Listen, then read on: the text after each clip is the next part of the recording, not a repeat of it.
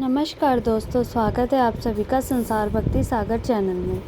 दोस्तों, ज्येष्ठ पूर्णिमा, जिसे वट पूर्णिमा भी कहा जाता है, विवाहित महिलाओं द्वारा अपने पति की लंबी उम्र के लिए मनाया जाता है। इस दिन सावित्री सत्यवान की कथा का पाठ किया जाता है। इस वर्ष ये त्यौहार 10 जून 2025 को मनाया जाएगा। जेठ के चंद्र महीने में पूर्णिमा का दिन है, जो परिवार की दुविधाओं, पूर्वजों की याद और भगवान विष्णु और देवी लक्ष्मी की पूजा के लिए समर्पित है। विवाहित महिलाएं अक्सर अपने पति की सलामती के लिए व्रत रखती हैं और बरगद के पेड़ के नीचे विशेष अनुष्ठान करती है। इस वर्ष ज्येष्ठ पूर्णिमा 10 जून 2025 को है। ज्येष्ठ पूर्णिमा सावित्री से जुड़ी हुई है, जिसे अपने विवाहित जीवन में भक्ति और पवित्रता का परिचय दिया।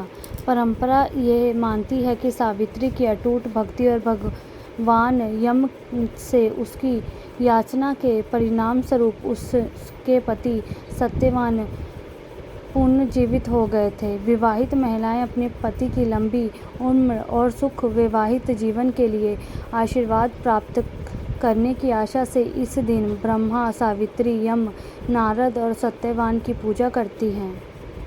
ऐसा माना जाता है कि ज्येष्ठ पूर्णिमा मनाने से कई फायदे होते हैं, जैसे महिला और उसके परिवार के लिए सफलता, खुशी और समृद्धि। ऐसा माना जाता है कि वो विवाहित महिलाएं इस दिन व्रत रखती हैं, उनका वैवाहिक जीवन लंबा और सुखमय होता है। माना जाता है कि शुभ होने के अलावा गंगा में पवित्र स्नान करना शारीरिक और मानसिक दोनों तरफ से स्वस्थता प्रदान करना और इच्छाओं को पूरा करना।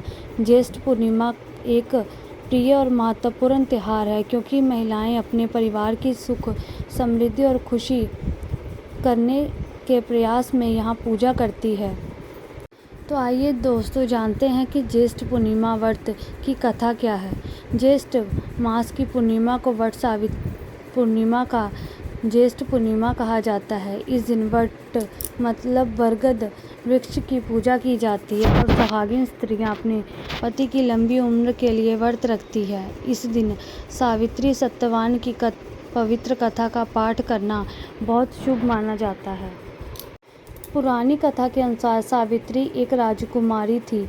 वह बहुत ही बुद्धिमान, साहसी और धर्मपरायण थी। उसने तपस्वी जीवन जीने वाले सत्यवान को अपना पति चुना, लेकिन नारद मुनि ने सावित्री को बताया कि सत्यवान अल्प आयु है और 1 साल के भीतर उसकी मृत्यु हो जाएगी। फिर भी सावित्री अपने निर्णय पर अडिग रही और सत्यवान से विवाह कर लिया।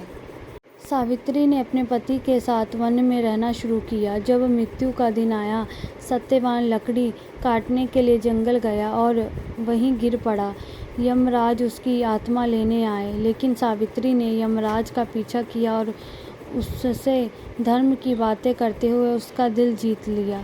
यमराज ने उसकी भक्ति और पति के प्रेम को देखकर उसे 3 वरदान मांगने को कहा। सावित्री ने पहले अपने ससुर का खोया हुआ राज्य वापस मांगा, दूसरे 100 पुत्रों का वर मांगा और तीसरे वरदान में सत्यवान का जीवन मांगा। यमराज वचन से बंधे थे, इसलिए उन्होंने सत्यवान को जीवन दान दे दिया। इस तरह सावित्री की बुद्धि से, प्रेम और तप से सत्यवान को नया जीवन मिला। तभी से स्त्रियां इस व्रत रखती है और सावित्री जैसी नारी बनने की प्रेरणा देती है और अपने पति की लंबी उम्र की कामना करती है।